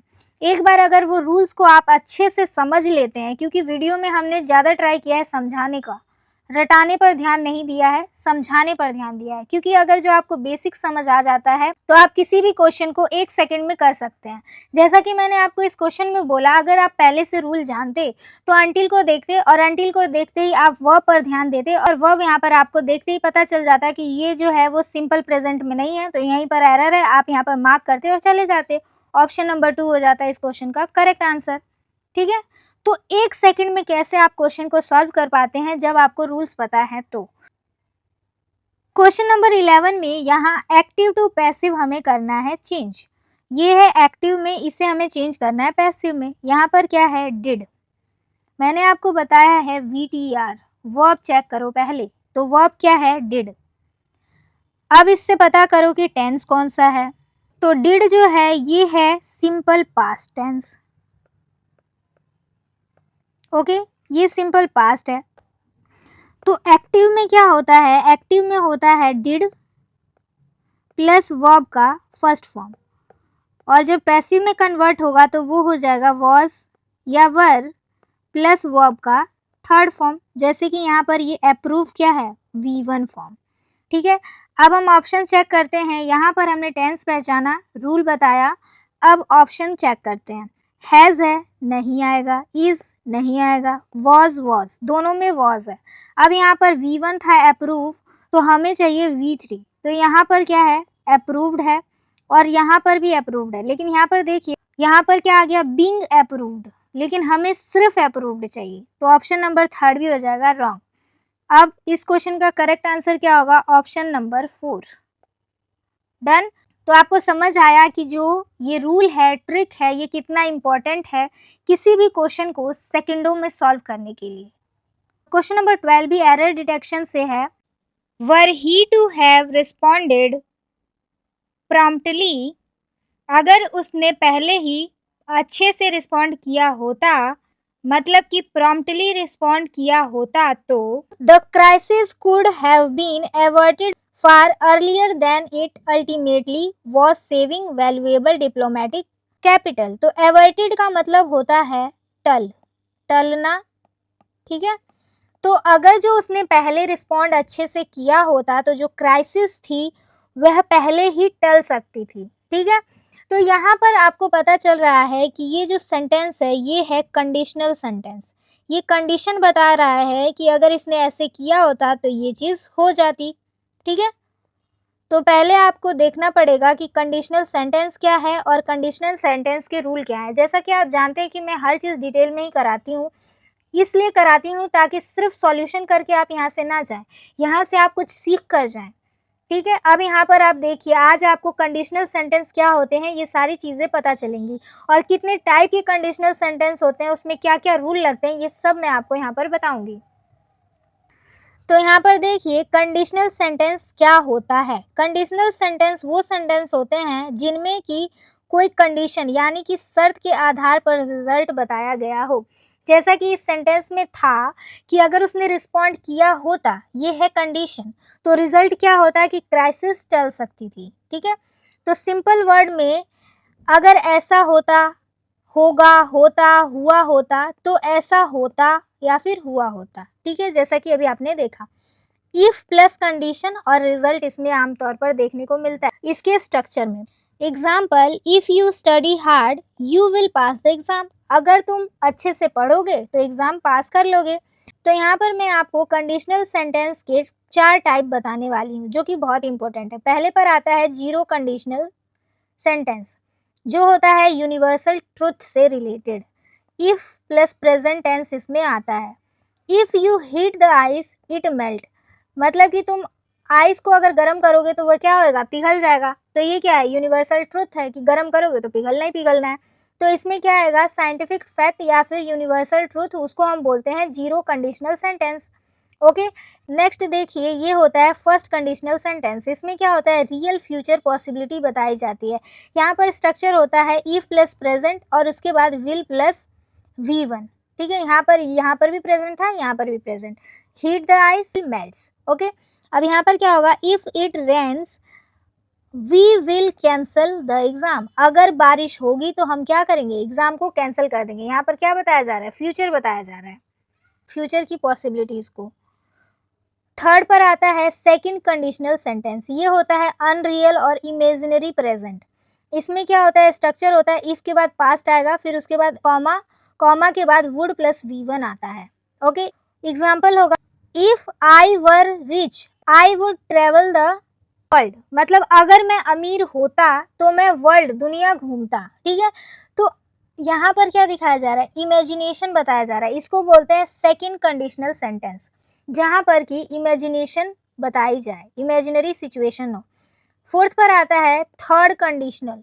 थर्ड कंडीशनल में क्या होता है, पास्ट रिग्रेट दिखाया जाता है, जिसमें कि इफ हैड प्लस V3 होता है, उसके बाद वुड हैव V3 होता है। जैसे कि if he had studied he would have passed, अगर उसने पढ़ाई की होती तो वह पास हो जाता। यहाँ पर क्या दिखाया जा रहा है, रिग्रेट और इम्पॉसिबल पास्ट सिचुएशन यहाँ पर दिखाया जाता है। ओके, ये सारे आपने कंडीशनल सेंटेंसेस और उसके टाइप देख लिए। अब देखिए एसएससी में सबसे ज़्यादा क्या आता है, इसमें से डायरेक्ट कंडीशनल सेंटेंस नहीं आएगा, यहाँ पर आपको उसका इन्वर्जन दिया जाएगा। इन्वर्जन में क्या होता है, इफ को हटाकर सेंटेंस को उल्टा कर दिया जाता है। मतलब कि इफ को हटाया जाता है और जो सेंटेंस स्टार्ट होता है वो डायरेक्टली वर्ब से स्टार्ट होता है। जैसे कि if he had worked hard he would have succeed, अगर उसने मेहनत की होती, मतलब हार्डवर्क किया होता, तो वह क्या होता, सक्सीड होता। अब यहाँ पर अगर इफ को इन्होंने हटाया है तो यहाँ पर क्या डायरेक्टली इन्वर्जन किया है, हैड को आगे लाया है, फिर उसके बाद he work hard he would succeed किया है। डन, सारी चीज़ें आपको क्रिस्टल क्लियर हुई। अब हम क्वेश्चन में आपको क्या क्या चीज़ें दी गई हैं उसके बेसिस पर बताते हैं कि एरर क्यों है और कैसे है। अब यहाँ पर देखिए क्वेश्चन में बोला गया है were he to have responded early the crisis would have been averted. तो यहाँ पर क्या है, ये सब्जेक्ट है, उसके बाद यहाँ पर कुड आया है, मतलब कि मॉडल वर्ब। ठीक है,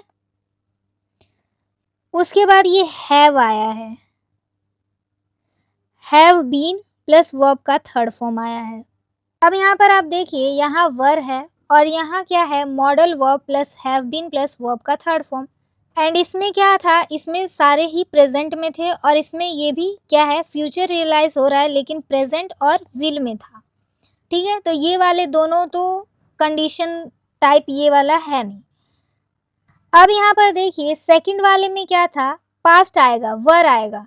ठीक है, लेकिन उसके साथ क्या आना चाहिए, वुड प्लस V1 आना चाहिए, लेकिन वहां पर क्या था, could have been plus V3 था, तो ये वाला भी नहीं होगा। वर्ड से स्टार्ट तो हो रहा है लेकिन आगे सेम पैटर्न फॉलो नहीं कर रहा है, तो ये वाला भी उसमें नहीं होगा। अब देखिए थर्ड वाले में है हैड प्लस V3 और वुड हैव प्लस V3, यही वाला करेक्ट होगा। और उसके अंदर पास्ट की चीज़ों का रिग्रेट भी शो हो रहा है। तो ये जो हमारा क्वेश्चन दिया गया है उसके अंदर जो सेंटेंस है वो है थर्ड कंडीशनल सेंटेंस, जिसमें कि पास्ट का रिग्रेट शो हो रहा है। ओके, तो यहाँ पर आपको पता चला कि थर्ड कंडीशनल टाइप है। तो यहाँ पर क्या आता है, पहले इफ तो हट जाएगा, इफ हटने के बाद इसका स्ट्रक्चर होना चाहिए हैड ही रिस्पॉन्डेड प्रॉम्प्टली। अगर उसने अच्छे से रिस्पॉन्ड किया होता तो क्राइसिस नहीं होता, तो यहाँ पर रिग्रेट शो हो रहा है।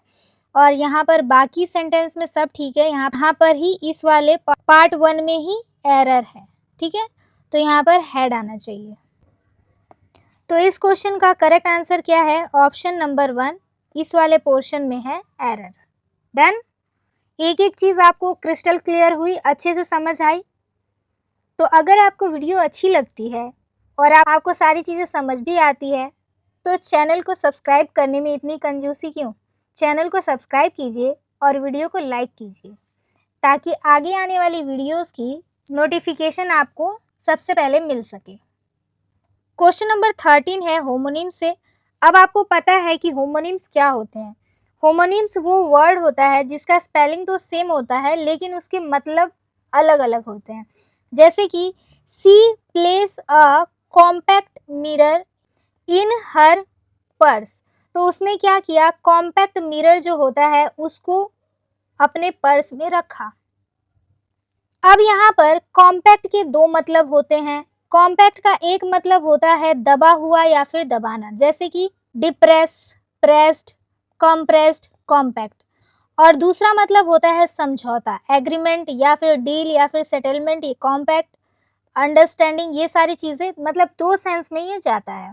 तो एक का मतलब होता है किसी चीज़ को प्रेस करना, दबाना, और एक का मतलब होता है कोई एग्रीमेंट।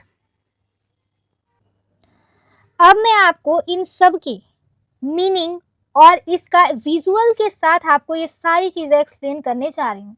तो क्वेश्चन में दिया गया था कि कॉम्पैक्ट मिरर को उसने अपने पर्स में रखा। तो कॉम्पैक्ट मिरर क्या होता है, ये होता है कॉम्पैक्ट मिरर। ठीक है, जिसके अंदर क्या होता है, ये कॉम्पैक्ट पाउडर होता है, जिसको वो मिरर जिसके अंदर चीज़ें कॉम्पैक्ट मैनर में मतलब प्रेस करके रखी गई हो, तो उस मिरर को हम बोलते हैं कॉम्पैक्ट मिरर। ऐसे याद रखने के लिए आप याद रख सकते हैं। ठीक है, तो कॉम्पैक्ट मिरर क्या है, प्रेस, मतलब कि कोई चीज़ को दबाने से रिलेटेड है ये। ठीक है, यहाँ पर कॉम्पैक्ट का मतलब है दबाने से रिलेटेड। डन। अब ऑप्शन नंबर 1 में देखिए, the team form a compact defensive unit. अब ये जो टीम है यहाँ पर आप विजुअल में देख पा रहे हैं, ये टीम जो है एक दूसरे के साथ आकर एक सर्कल में कॉम्पैक्ट फॉर्म बना रही है, एक दूसरे के साथ कॉम्पैक्टली दबकर एक फॉर्म बना रही है, मतलब एक सर्कल बना रही है। तो यहाँ पर भी ये कॉम्पैक्ट का मतलब दबाने से रिलेटेड ही है, दबाना या फिर प्रेस करना या फिर कंप्रेस मैनर में होना। ठीक है, अब देखिए, he compacted the soil using the roller. अब इसने क्या किया, रोलर के यूज से इसने सॉइल को क्या किया, दबाया। तो यहाँ पर भी ये दबाने का ही सेंस दे रहा है।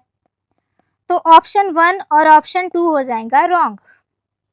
ऑप्शन नंबर 3 में बोला गया है they signed a compact to maintain peace. इन्होंने एग्रीमेंट साइन किया। कॉम्पैक्ट क्या है यहाँ पर, एग्रीमेंट। तो ये जो है वो दबाने से डिफरेंट मीनिंग दे रहा है। तो ये हो गया इस क्वेश्चन का correct answer, option number 3। Option number 4 में बोला गया है the book was written in compact style, मतलब कि शॉर्ट फॉर्म में लिखी गई है चीज़ों को कॉम्पैक्ट करके। तो ये भी हो गया रॉन्ग, क्योंकि यहाँ पर भी चीज़ों को कंप्रेस करने से ही सेंस है। ठीक है, तो यहाँ पर आपने देखा विजुअल्स के साथ पढ़ना कितना आसान होता है और चीज़ों को समझने में कितनी आसानी होती है। तो अगर आपको वीडियो अच्छी लगती है तो वीडियो को लाइक ज़रूर कीजिए। ठीक है, तो इस क्वेश्चन का करेक्ट आंसर क्या था, option number 3, they signed a compact to maintain peace. Question number 14 है, यहाँ पर आपको पैसिव वॉइस गिवन है और इसे आपको करना है एक्टिव वॉइस में कन्वर्ट। यहाँ पर भी आपको क्या अप्लाई करना है, VTR। और मैंने आपको बताया है कि सबसे पहले आपको वर्ब चेक करना होता है, तो यहाँ पर ये एक वर्ब है और ये एक वर्ब है, ठीक है। और यहाँ पर इन दोनों वर्ब की वजह से आपको इस क्वेश्चन में हो सकती है कंफ्यूजन। तो मेन पैसिव वर्ब जो है वो है वॉज बिलीव्ड, ठीक है। तो यहाँ पर रूल अप्लाई भी दोनों ही वर्ब के अकॉर्डिंग होगा। ये क्या है, सिंपल पास्ट,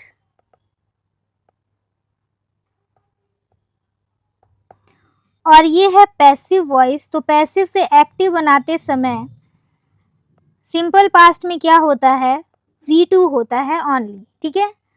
अब ये वाला देखिए, ये सेकंड वाला हैव बीन हाइडिंग, दूसरा वर्ब था टू हैव बीन हाइडिंग, इसका मतलब होता है लगातार छुपा हुआ। ये क्या देता है, पास्ट कॉन्टिन्यूअस आइडिया दे रहा है ये वर्ड, ठीक है।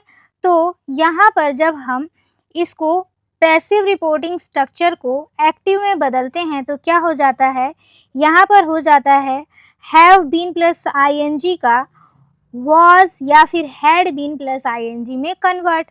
ये हमेशा ट्रिकी क्वेश्चन है और यहाँ पर एसएससी कई बार सिंपल पास्ट कॉन्टिन्यूअस में भी सिंप्लीफाई कर देता है इसको, ठीक है। ये बहुत ही ज़्यादा इम्पॉर्टेंट है और इसको आपको अच्छे से ध्यान में रखना है। यहाँ के लिए आपको बस ये रूल याद रखना है कि जब इस टाइप का क्वेश्चन आए जिसमें कि पास्ट कॉन्टिन्यूअस का आइडिया गिवन हो, तो वहाँ पर ये to have been plus verb plus ING का कन्वर्जन हो जाता है वॉज या फिर हैड बीन प्लस वर्ब का आईएनजी फॉर्म में। डन। तो यहाँ से आपको पता चला कि इसका कन्वर्जन होना चाहिए वॉज या फिर हैड प्लस वर्ब के आईएनजी फॉर्म में। ओके, अब यहाँ पर देखिए, यहाँ डायरेक्टली वॉज से स्टार्ट हो रहा है, लेकिन हमें क्या चाहिए, सिर्फ और सिर्फ V2 चाहिए, तो ये हो जाएगा रॉन्ग। यहाँ पर है बिलीव्ड बिलीव्ड बिलीव्ड। अब आगे वाला वर्ब देखिए, तो ये है वॉज प्लस आईएनजी, लेकिन यहाँ पर ये सब्जेक्ट सेम सब्जेक्ट यहाँ पर नहीं हो सकता, तो ये हो जाएगा रॉन्ग। अब देखिए, यहाँ पर है हैड हिडन, लेकिन अगर हैड आएगा तो उसके साथ क्या आना चाहिए, आईएनजी आना चाहिए, लेकिन यहाँ पर आईएनजी नहीं है, तो ये हो जाएगा रॉन्ग। और ऊपर से ये समवन बिलीव, समवन कौन बिलीव करेगा, कोई भी आकर किसी का भी बिलीव, ऐसा थोड़ी है। यहाँ पर इस सेंटेंस के अंदर अथॉरिटीज का बिलीव है, जैसे कि the accused was believed to have been hidden in hills before being captured.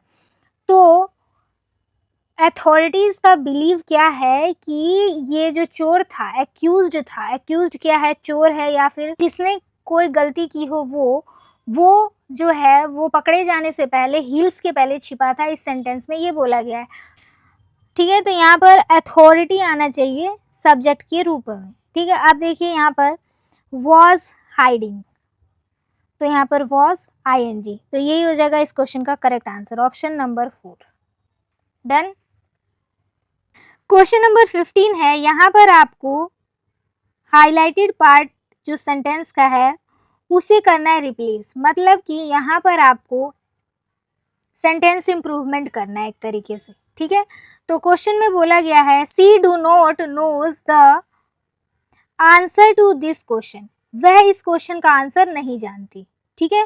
तो यहाँ पर देखिए, ये है सब्जेक्ट और ये है वर्ब, और अब यहाँ पर देखिए सब्जेक्ट यहाँ पर सी था, तो सी क्या है, थर्ड पर्सन सिंगुलर है, ये है सिंगुलर, तो इसके साथ वर्ब भी क्या आना चाहिए, सिंगुलर वर्ब आना चाहिए।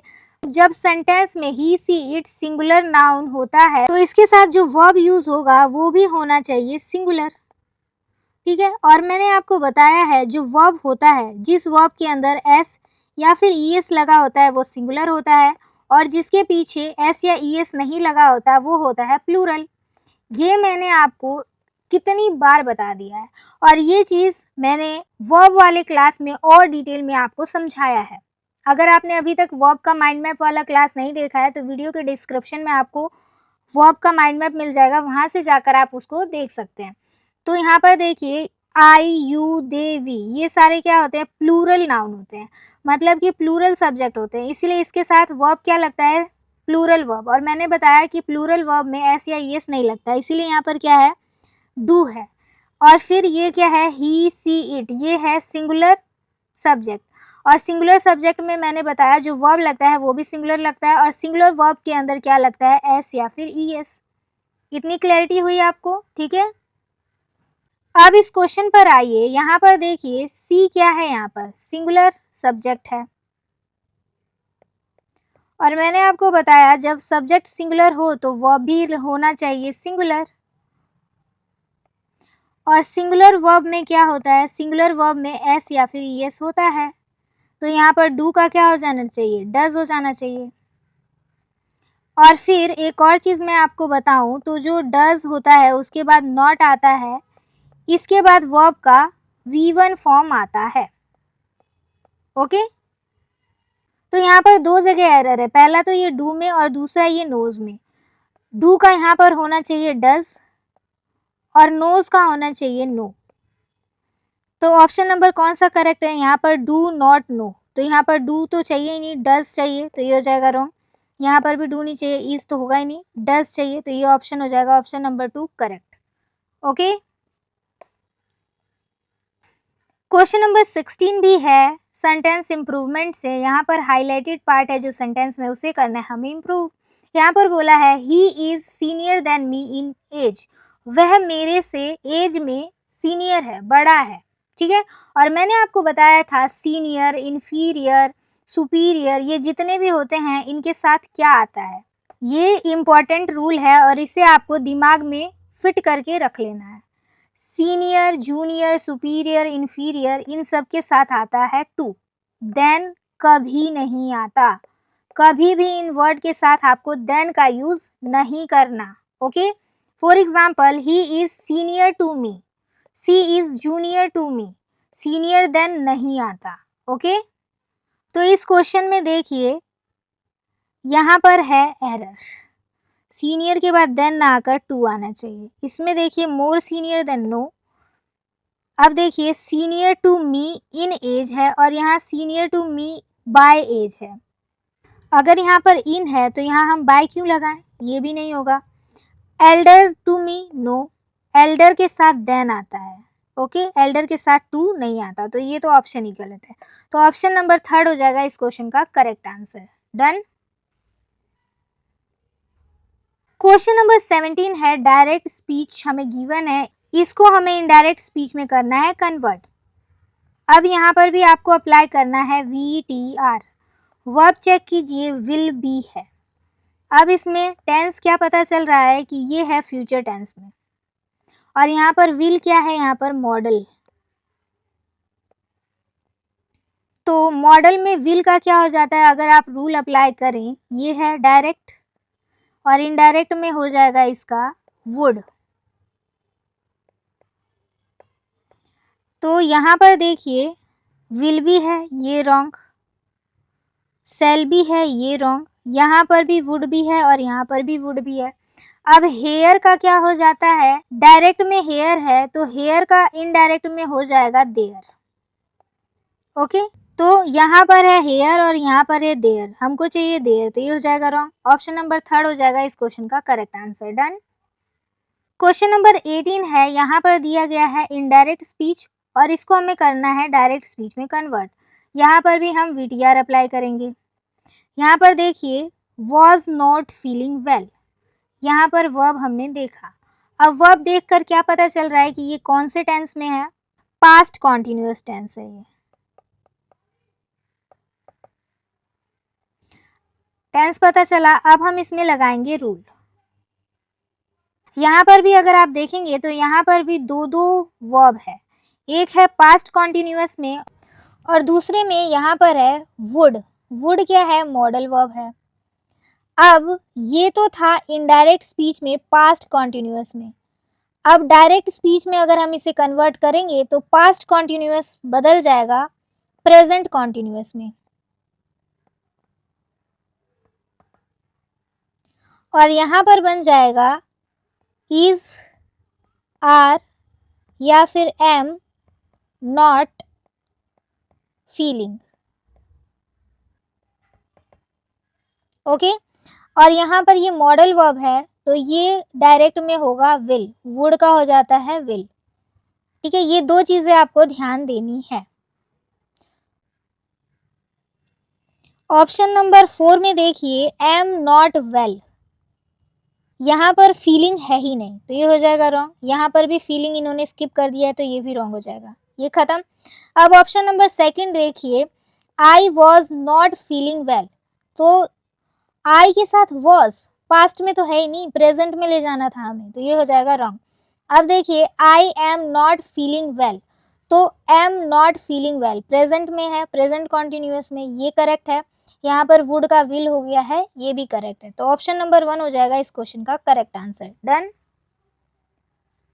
क्वेश्चन नंबर 19 है पैराग्राफ से, और यहाँ पर मैंने आपको बार बार एक चीज़ बताया है कि पैराग्राफ कभी भी स्टार्ट हो तो उसके अंदर आपको पहले इंट्रोडक्टरी सेंटेंस पता करना है, और इंट्रोडक्टरी सेंटेंस कभी भी this, these, that, those, it से स्टार्ट नहीं होता, ठीक है। तो पहले ही ये जो दिस और दीज वाला है इसको चेक ही मत करो, ठीक है, क्योंकि इससे ये स्टार्ट होता ही नहीं है। ओके, अब आपके पास बचा सेकंड और थर्ड। तो सेकंड वाले में क्या है, एज अ रिजल्ट, ये तो डायरेक्टली रिजल्ट बता रहा है। रिजल्ट बताने से पहले आपको किसी चीज को इंट्रोड्यूस करना पड़ेगा, तो रिजल्ट बताने वाले सेंटेंस से हम स्टार्ट नहीं कर सकते। ओके, अब बचा सेंटेंस नंबर थर्ड, तो थर्ड से ये सेंटेंस होगा स्टार्ट। देखिए, achieving carbon neutrality requires a significant reduction in emission across all economic sector। मतलब कि कार्बन न्यूट्रलिटी को अचीव करने के लिए रिक्वायर क्या क्या चीज़ें हैं कि सिग्निफिकेंट रिडक्शन होना चाहिए एमिशंस में, जितने भी इकोनॉमिक सेक्टर है उन सब में, ठीक है। तो यहाँ पर कार्बन न्यूट्रलिटी को लेकर के सेंटेंस स्टार्ट होगा, पैराग्राफ इसी के बारे में है। ओके, अब देखिए ये है थर्ड, और इसमें 1, 1, 2, 4, तो ये सारे हो जाएंगे रॉन्ग। ऑप्शन नंबर सेकंड हो जाएगा इस क्वेश्चन का करेक्ट आंसर। यहाँ पर आपको सिर्फ इंट्रोडक्शन पता करना है और क्वेश्चन सॉल्व। डन। अब देखिए इसमें 3 के बाद दिया गया है 1।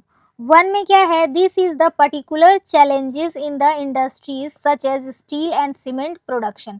तो ये सबसे ज़्यादा चैलेंज कौन सी इंडस्ट्री के लिए है, जो कि स्टील और सीमेंट प्रोडक्शन वाली इंडस्ट्रीज होती हैं, उसके लिए ये ज़्यादा चैलेंजेस है। क्यों? क्योंकि where emissions are integral part of the manufacture procedure, वहाँ पर ह्यूज अमाउंट में एमिशंस होते हैं। ओके, तो 1 आएगा इसके बाद। अब सेकंड पर क्या आ जाएगा, अब इस एमिशन का रिजल्ट क्या निकलता है, रिजल्ट ये होता है as a result carbon capture and store, मतलब कि CCS technology have emerged as a crucial component of strategy aimed at the reducing industrial green house gas emission. इसी के वजह से इसका रिजल्ट ये हुआ कि एक टेक्नोलॉजी आई जो कि है कार्बन कैप्चर स्टोरेज, और ये क्या मदद कर रही है, इंडस्ट्रीज को ग्रीन हाउस गैस के इमिशन को कम करने में मदद कर रही है। डन। अब देखिए 4 में क्या है, this technology capture carbon dioxide at a source. अब ये जो टेक्नोलॉजी है, इस टेक्नोलॉजी के बारे में यहाँ पर एक्सप्लेन किया जा रहा है, इसीलिए ये टेक्नोलॉजी के बारे में एक्सप्लेन करने वाला पहले आया। अब इस टेक्नोलॉजी के बारे में एक्सप्लेन हो गया, अब इस टेक्नोलॉजी के अंदर फर्दर क्या चीज़ें हैं वो बताई जाएगी। तो ये जो टेक्नोलॉजीज़ हैं इनके अंदर क्या होता है, जो कार्बन डाइऑक्साइड होता है वो सोर्स लेवल पर ही कैप्चर कर लिया जाता है, ठीक है, प्रिवेंटिंग इट्स रिलीजिंग, इसको रिलीज होने से बचा लिया जाता है into the atmosphere and either utilise it और स्टोरिंग परमानेंटली अंडरग्राउंड। तो वो ग्रीन हाउस गैसेस जो हैं, जैसे कि कार्बन डाइऑक्साइड जो है वो जिस सोर्स से अभी निकल रहा है उस लेवल पर ही कैप्चर करके उसको एनवायरनमेंट में जाने से रोका जाता है, और इसको कहाँ भेजा जाता है, परमानेंटली स्टोर कर दिया जाता है अंडरग्राउंड में। डन। तो यहाँ पर सारी चीज़ें आपको समझ आए। तो ये क्वेश्चन आपको कैसा लगा कमेंट सेक्शन में ज़रूर बताइए, और अगर जो आपको वीडियो अच्छी लगती है तो वीडियो को लाइक और चैनल को सब्सक्राइब जरूर कीजिए। क्वेश्चन नंबर 20 है पैराग्राफ से। अब यहाँ पर देखिए ये जो पैराग्राफ है ना, OOP से रिलेटेड, मतलब कि ऑब्जेक्ट ओरिएंटेड प्रोग्रामिंग से रिलेटेड, ये वाला सेम पैराग्राफ मैंने आपको लास्ट क्लास में भी कराया है। तो यहाँ पर देखिए लास्ट क्लास में हमने डिस्कस किया था एसएससी सीजीएल 14 सितंबर 2025 का शिफ्ट नंबर 3 जिसके अंदर सेम पैराग्राफ पूछा गया है और आज हम डिस्कस कर रहे हैं एसएससी सीजीएल 15 सितंबर 2025 का शिफ्ट नंबर 1 और इसके अंदर भी सेम पैराग्राफ आया है। देख रहे हैं रिपीटेशन। मैंने तो आपको बार बार इसमें यही चीज दिखाई है कि पैराग्राफ जो है वो किस लेवल पर रिपीट हो रहे हैं, बार बार रिपीट हो रहा है, सेम पैराग्राफ आए जा रहे हैं। ठीक है, तो इसमें भी मैंने आपको बताया था इंट्रोडक्टरी सेंटेंस पहले पता कीजिए। दिस है तो ये होगा नहीं, और a central tenant of OOP, पहले तो ओओपी है क्या वो बताओ, उसके बाद उसके बारे में आगे बताना। तो इसलिए इससे भी स्टार्ट नहीं होगा। और द की एडवांटेज, तो एडवांटेज जो होता है वो लास्ट में आता है। एडवांटेज, कंक्लूजन, ये वाले सारे सेंटेंस जो होते हैं वो लास्ट में आते हैं, तो सेंटेंस नंबर 4 आ जाएगा लास्ट में। ठीक है, अब इंट्रोडक्टरी कौन सा होगा? Object oriented programme OOP is a programming paradigm based on the concept of object which can contain data and code। तो OOP प्रोग्राम वो पैराडिग्म है जो कि ऑब्जेक्ट के कॉन्सेप्ट पर बेस्ड है और इसके अंदर डाटा और कोड्स होते हैं। तो इंट्रोडक्टरी हो जाएगा सेकंड। अब देखिए ये रॉन्ग, ये रॉन्ग, ये रॉन्ग। ऑप्शन नंबर 1 हो जाएगा इस क्वेश्चन का करेक्ट आंसर। बच्चे जिस तरीके से डरे हुए हैं पैराग्राफ से, इतना हार्ड भी पैराग्राफ नहीं आ रहा है। यहाँ पर आप देख रहे हैं कि सिर्फ इंट्रोडक्टरी सेंटेंस आप पता कर लीजिए, उसके बाद आपको पैराग्राफ को सॉल्व करने में कोई भी दिक्कत नहीं होगी। ठीक है, तो इसीलिए आपको एक चीज दिमाग में बिठाना है कि आपको जाते ही सेंटेंस में इंट्रोडक्टरी सेंटेंस फाइंड करना है, और दूसरी चीज दिस, दैट, दिस, दोज, इन सारी चीजों से कभी भी सेंटेंस इंट्रोड्यूस नहीं होता। ये चीज भी आपको दिमाग में रखनी है। ओके, अब देखिए सेकंड के बाद यहाँ पर आना चाहिए थर्ड।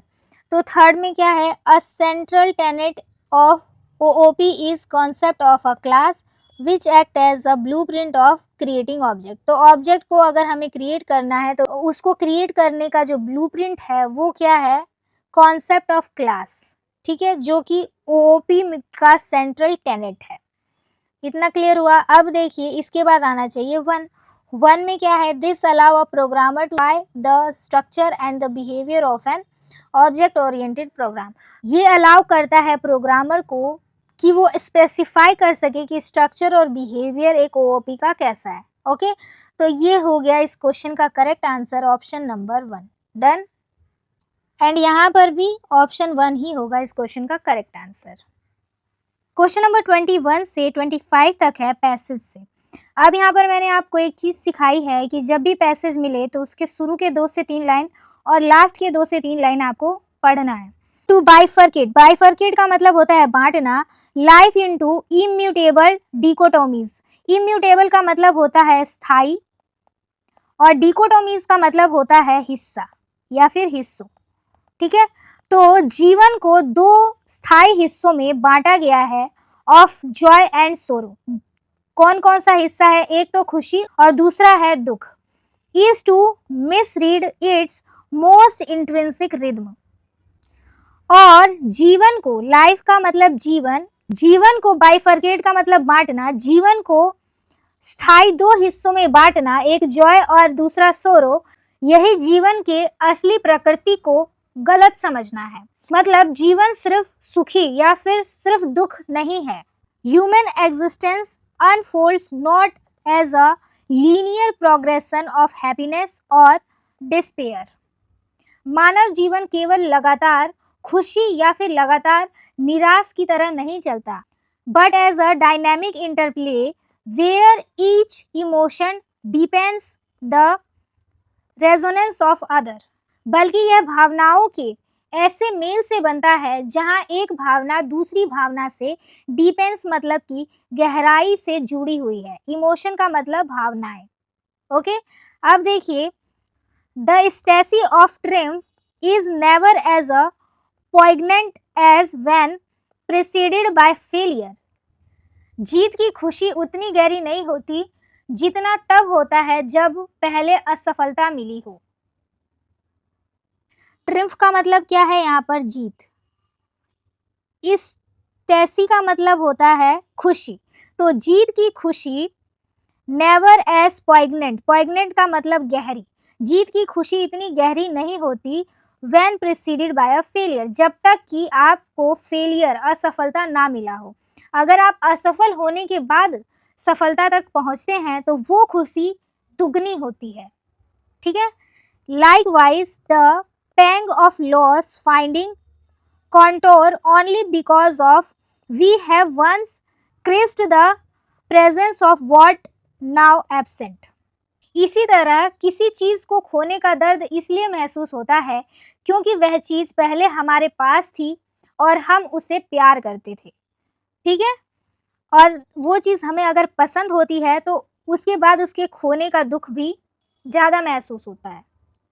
अब हम लास्ट के 2 लाइन पढ़ते हैं। The beauty of being lie not circumvently sorrow but the embracing it as an necessary foil of joy। तो जीवन की सुंदरता दुख से बचने में नहीं बल्कि उसे खुशी का जरूरी साथी मानकर स्वीकार करने में है। सर्कमवेंट क्या होता है, इसका एंटोनियम और सिनोनियम आप लोग कमेंट में बताइए। और मैंने देखा है कोई भी कमेंट में कोई भी वर्ड बोल लो, सिनोनियम एंटोनियम पूछ लो, आप लोग बताते ही नहीं हो। ऐसा लगता है कि एकदम नॉन सीरियस एस्पिरेंट हो। मैंने आपको कितनी बार कितने सारे वर्ड्स पूछे हैं, उसका आपने एक भी सिनोनियम या एंटोनियम अभी तक नहीं बताया है। अब आप अगर ऐसे ही नॉन सीरियसली पढ़ोगे तो सिलेक्शन कैसे होगा। सर्कमवेंट का मतलब होता है कि घुमा फिरा कर बात करना। तो जीवन की सुंदरता दुख से बचने में नहीं है, ठीक है। These twin sentiments coalesce to form the chiaroscuro of conciseness, rendering our lives more vivid, more intricate, more human। खुशी और दुख मिलकर जीवन को रंग और गहराई से भर देता है। इसीलिए यहाँ पर बोला गया है these two sentiments are coalesced, okay. अब आपने यहाँ पर शुरू के 3-4 लाइन और लास्ट के 3-4 लाइन पढ़े और यहाँ से आपको कीवर्ड्स के सिग्नल पहचानने हैं, ठीक है।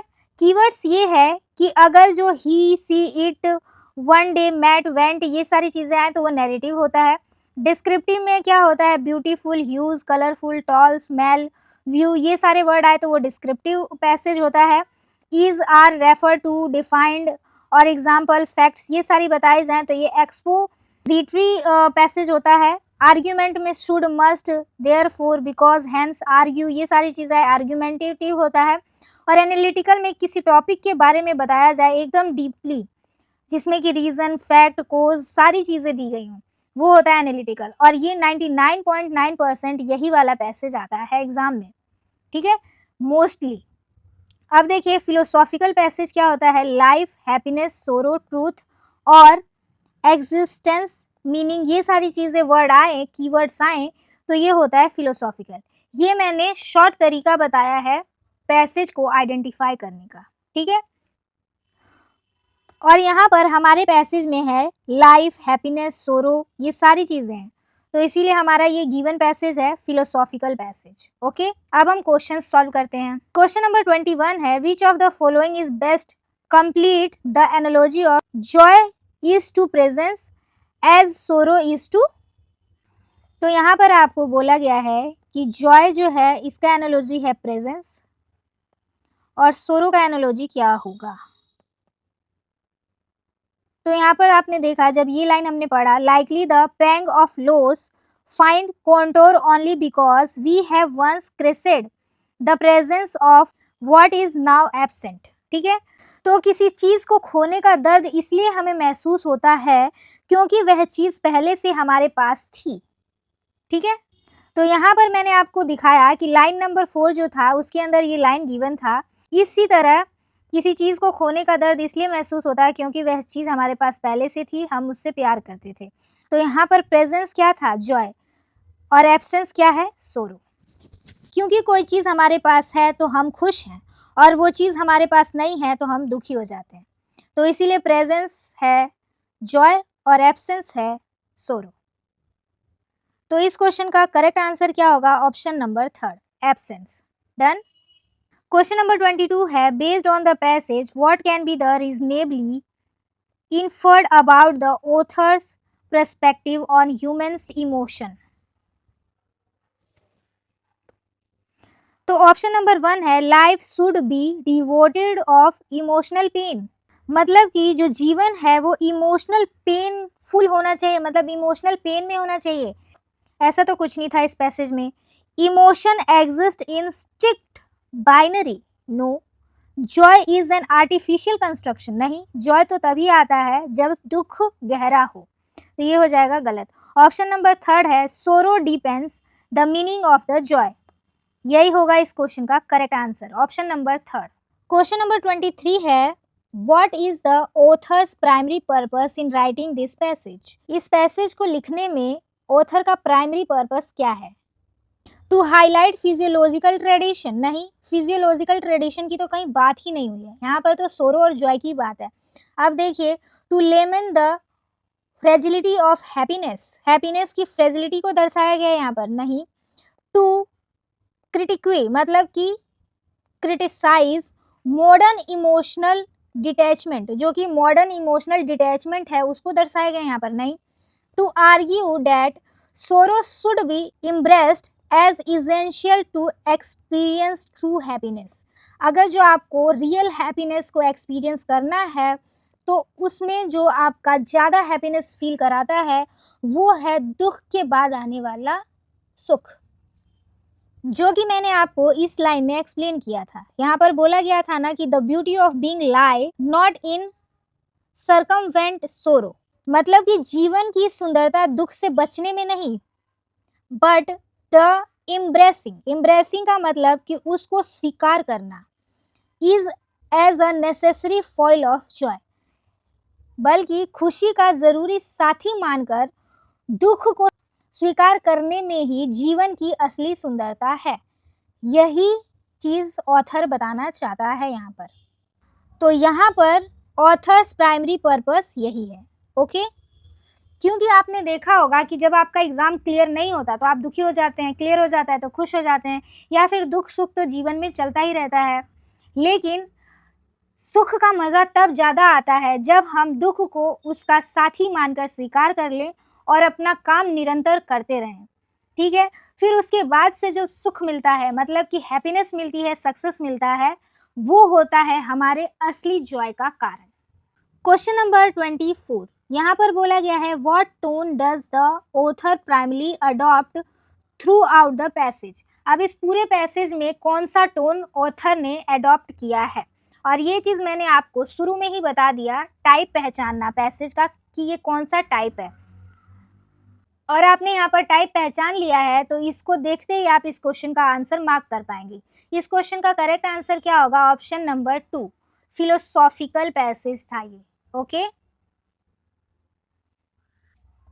क्वेश्चन नंबर 25 है in context of the passage what does the word chiaroscuro most likely mean.